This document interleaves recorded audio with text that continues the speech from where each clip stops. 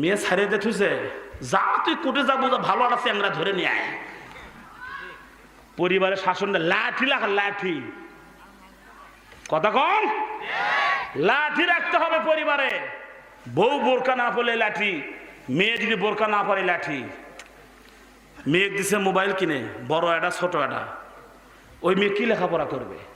বাবা মাকে কি উপহার দেবে? সারা রাত মোবাইল চাইলে চাইলে মোবাইল গালের মধ্যে এত বড় বড় বরণ, এক পগরে টিউমার কমপক্ষে, কথা কন ঠিক না বে ঠিক?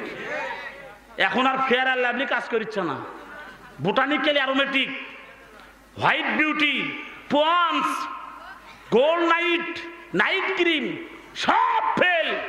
কারণ মোবাইল যখন চেহারায় মোবাইলের স্ক্রিনের আলো পড়ে তখন ওই চেহারা আর কোনো কাজ করে না, কথা বলেন ঠিক না বে ঠিক? পৃথিবীর সবচাইতে নামি দামি ফেয়ার আর লাভলি হচ্ছে 5 ওয়াক্ত নামাজের ওযু।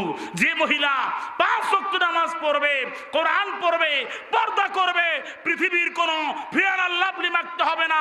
ওযুর পানির মধ্যে সকল রোগের প্রতিষেধক চেহারা হবে তকতকে ঝকঝকে, জোরে কোন মারহাবা। যারা আটে দিনে মোবাইল চালায় তার চেহারা দেখবেন, আর যে মেয়ে তাহাজ্জুদ পড়ে তার চেহারা দেখবেন। কি ভাই মিছা কথা করছে নাকি? দুটা কথা কয়েন। আগের মেয়েরা নাম স্বাক্ষর জানতো না, লেখাপড়া জানতো না, তাদের মাথায় ছিল ঘোমটা। এখন যে মেয়ের যত লেখাপড়া সেই মেয়ে তত ল্যাংটা, কথা কন ঠিক না বেঠিক? বড় কষ্ট লাগছে, সময় নেই, আর মাত্র 20 মিনিট।